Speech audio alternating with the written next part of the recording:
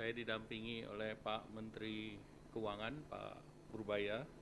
Tadi hadir dalam rapat bersama Bapak Presiden dan rapat dengan Pak Presiden tadi membahas terkait dengan kebijakan yang akan diambil yang kita beri nama program paket ekonomi di tahun 2025 ini yang terdiri dari 8 program akselerasi di 2025, 4 program yang dilanjutkan di 2026, dan 5 program yang terkait dengan andalan pemerintah untuk penyerapan tenaga kerja. Mungkin slide-nya boleh ditayangkan. Nah, dari 8 program akselerasi pembangunan tersebut, yang pertama adalah magang lulusan daripada perguruan tinggi dengan kriteria maksimum fresh graduate 1 tahun. Apakah itu S1, D3, dan yang lain, itu di link and match-kan dengan dikerjasamakan dengan sektor industri, di mana penerima manfaat tahap pertama 20.000 orang, dan selama proses bekerja diberikan uang saku sebesar upah minimum UMP. Dan ini untuk 6 bulan dan anggarannya sudah disediakan sebesar 198 miliar. Yang kedua, mungkin yang terkait dengan perluasan PPh 1 ditanggung pemerintah yang kemarin sudah diperlakukan untuk sektor padat karya, ini dilanjutkan ke sektor pariwisata, hotel, restoran, dan kafe. Target penerimanya 552.000 pekerja, dan ini diberikan 100% PPh untuk sisa tahun pajak 2025 ataupun 3 bulan. Nah, anggarannya sebesar 120 miliar. Ini bisa pindah ke slide berikut, slide 3.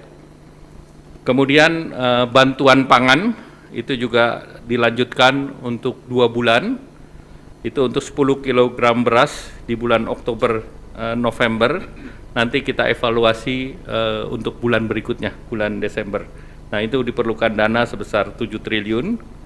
Kemudian program bantuan iuran jaminan kecelakaan kerja dan jaminan kematian bagi pekerja bukan penerima upah.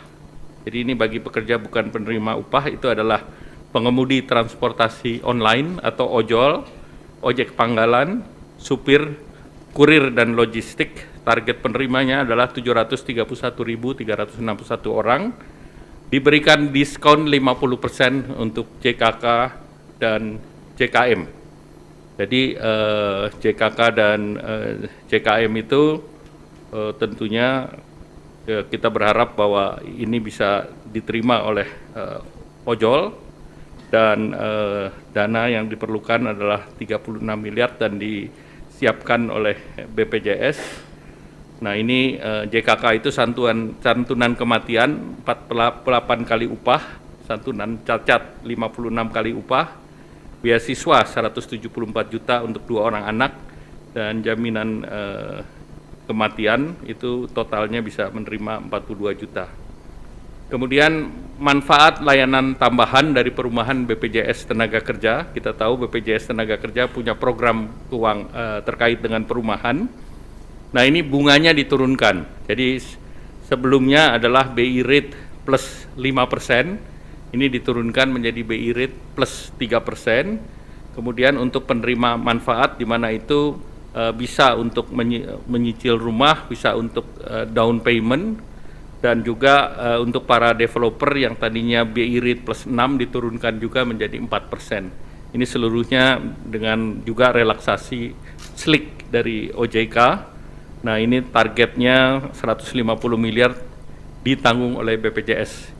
Tahun ini ditargetkan sampai 1.000, namun tahun depan akan ditingkatkan jumlahnya karena ini akan mendukung program Bapak Presiden untuk menyediakan 3 juta rumah. Kemudian percepatan deregulasi PP 28, yaitu integrasi sistem kementerian lembaga dan juga rencana daerah tata ruang RDTR ke OSS. Nah, ini akan didorong jumlah daerahnya tadi ditingkatkan bukan 50 tetapi Ini 50 kabupaten kota, namun daerahnya menjadi 170 sekian kecamatan, dan diharapkan tahun depan juga bisa ditambahkan. Dan untuk RDTR itu disediakan dana 3,5 miliar per RDTR, di mana dari Badan Geologi Informasi Geospasial akan menyiapkan data, sehingga nanti OSS punya fiktif positif untuk 20 hari kerja. Sehingga kalau ini tidak selesai, maka otomatis akan berlaku, dan itu kebutuhan dananya diperkirakan sekitar 1 triliun.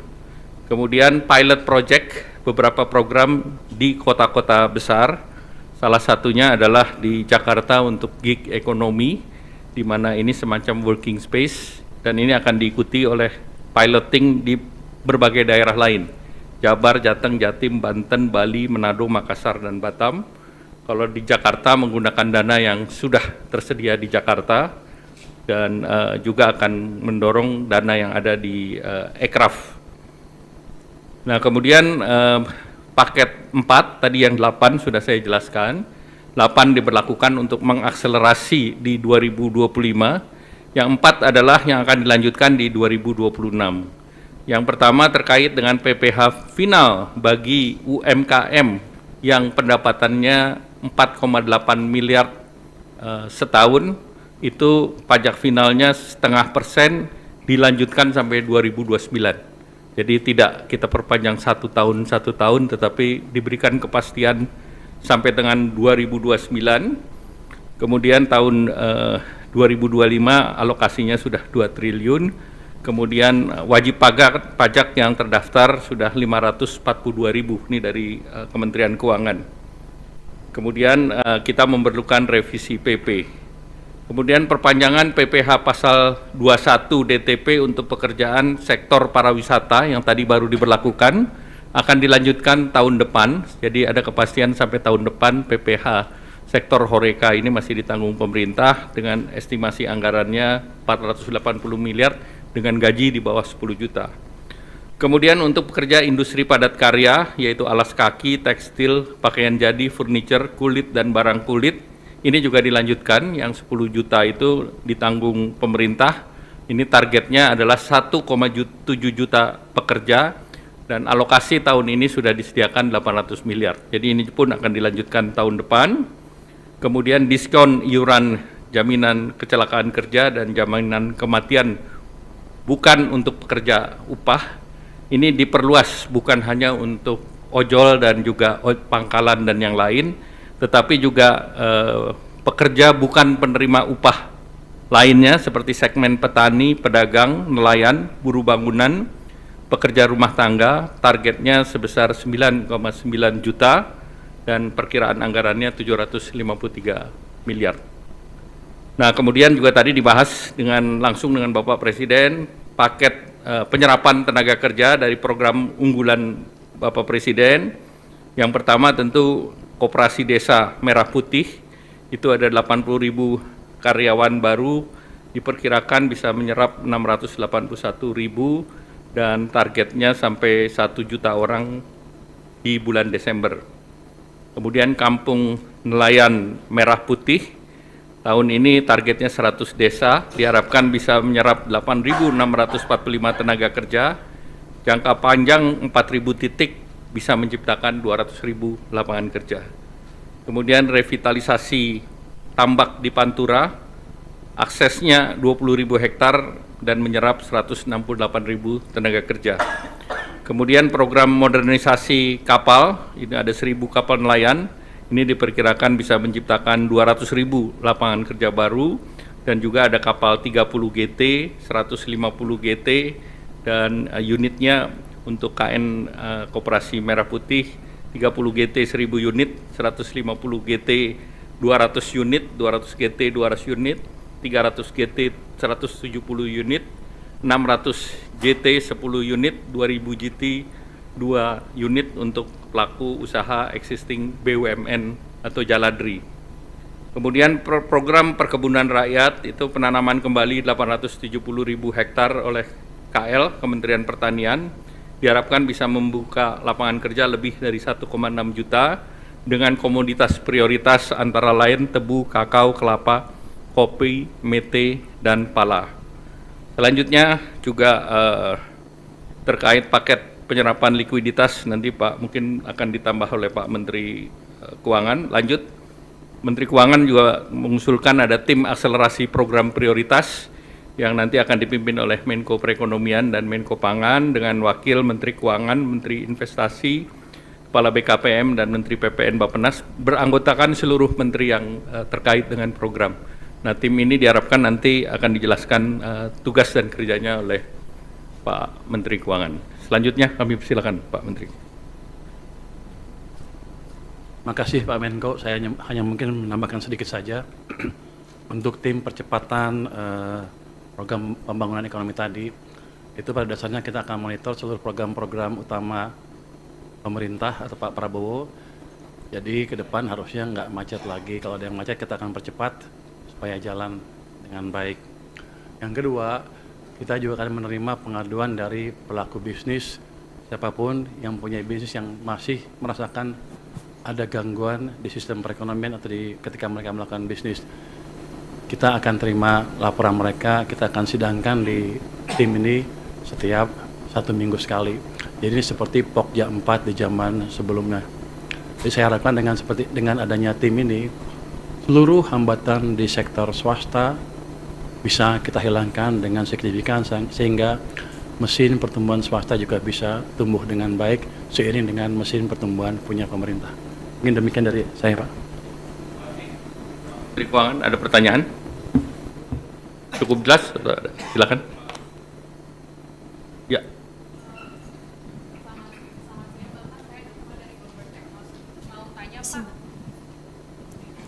Izin mau tanya Pak soal stimulus PPh 21 DTP, kan itu diperluas ke sektor hotel, resto, dan lain-lain yang pariwisata tadi Pak. Apakah ada alasannya kenapa itu diperluas ke sektor tersebut Pak?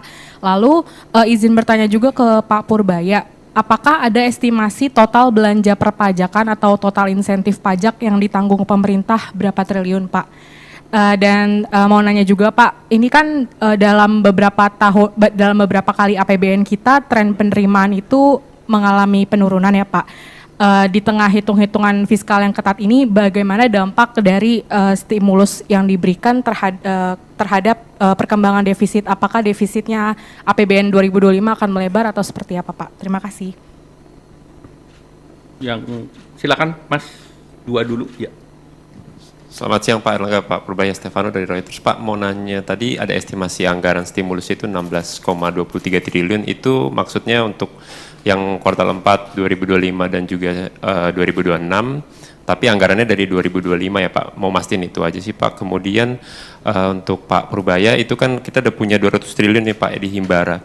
Nah, penempatan dana pemerintah di Himbara itu kan dapat depositonya bunganya sekitar 4%. Tapi nanti di koperasinya yang mendapat bunga itu bunga harapannya rendah. Jadi Pak mau tahu Pak, apakah ada selisih Pak biaya bunga Pak, biaya yang dikasih ke koperasi, dan kalau ada itu ditanggung sama siapa Pak? Apakah sama Himbara atau pemerintah gitu Pak? Memastikan tidak ada mismatch gitu Pak untuk biaya bunganya. Terima kasih. Baik, jadi yang terkait dengan tadi untuk perluasan ke sektor pariwisata, itu memang kita melihat bahwa sektor pariwisata terutama Horeca juga sedang mengalami tekanan. Oleh karena itu yang kemarin kita sudah berikan ke Padat Karya, kita perluas ke pariwisata dan diharapkan 482.000 orang bisa memanfaatkan, dan benefitnya mereka bisa memanfaatkan angka 60.000 sampai 400.000 tambahan ke orang per orang, sehingga kita berharap bahwa ini daya beli bisa terjaga juga.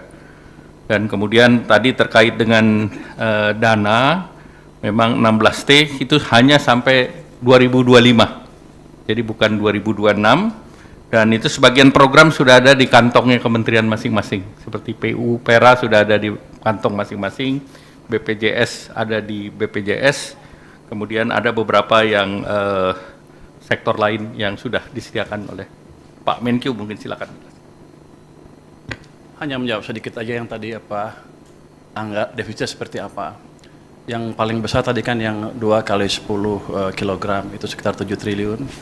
Sudah ada uangnya kami sediakan, bukan berarti defisitnya melebar, tapi saya bisa perkirakan tuh setiap tahun tuh penyerapannya berapa sih anggaran kita. Tahun lalu kan ada sisa juga, saya bisa hitung sisanya berapa. Jadi daripada sisa, tinggal 3 bulan lagi mungkin nggak kepake, saya pakai ke sana. Jadi ini hanya optimalisasi penyerapan anggaran supaya berdampak bagi perekonomian tanpa merubah defisit terlalu signifikan. Nanti kalau ekonominya tumbuh lebih bagus kan, kalau kita asumsikan rasio tax ratio-nya konstan, kalau PDB-nya tumbuh lebih cepat kan tax-nya lebih cepat juga. Jadi mungkin dampaknya ke defisit cenderung netral to positif. Tadi kalau apa tadi? Oh, yang bunga ya? Enggak, bunganya itu pada dasarnya ya, ini kan 200 triliun sudah masuk ke sistem. Uang itu bisa dipakai untuk Koperasi Merah Putih kalau sudah siap, dan kami ada instruksi ke perbankan kalau mereka pakai untuk Koperasi Merah Putih, otomatis bunga yang kami charge ke mereka lebih rendah, jadi ke 2% dari sebelumnya, sekitar 4% ya. Jadi otomatis seperti itu. Jadi nggak ada lagi cost tambahan bagi Himbara ya. Jadi harusnya sih akan berjalan mulus. Cuma nanti kita gebrak-gebrak biar lebih cepat aja. Baik, masih ada? 2 lagi ya, silakan Mas. Untuk Pak Purbaya mungkin Pak, saya Herdi dari Detikom Pak. Mungkin pertanyaannya mengenai yang program gelontoran dana 200 TK perbankan Pak. Mungkin itu sejauh ini progresnya seperti apa Pak? Apakah semua sudah masuk ke 5 bank itu? Terus mungkin setelah ini gitu Pak, apakah itu kan cuma 6 bulan ya Pak ya penempatannya? Apakah nanti bisa diperpanjang atau mungkin diperluas selain 5 bank itu Pak? Iya, artinya 200 T apakah bakal tambah juga gitu Pak? Mungkin pertanyaan saya itu aja Pak. Terima kasih banyak. Ada lagi? Cukup, silakan Pak Purbaya. Jadi 200 T hari Jumat sudah masuk ke perbankan. Uangnya udah nongkrong di sana. Sekarang saya duga para dirut bank pusing. Mau nyalurin kemana?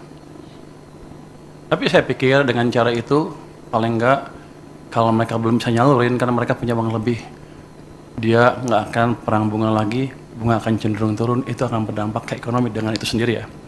Bisa bunga pinjaman turun, bisa juga bunga deposit turun, yang jelas cost of money turun, jadi yang punya uang nggak ragu untuk belanjain, yang mau pinjam ke bank nggak ragu untuk pinjam. Untuk alokasinya sebetulnya niat saya adalah suka-suka banknya.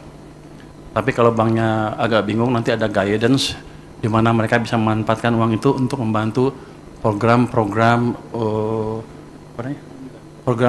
unggulan pemerintah.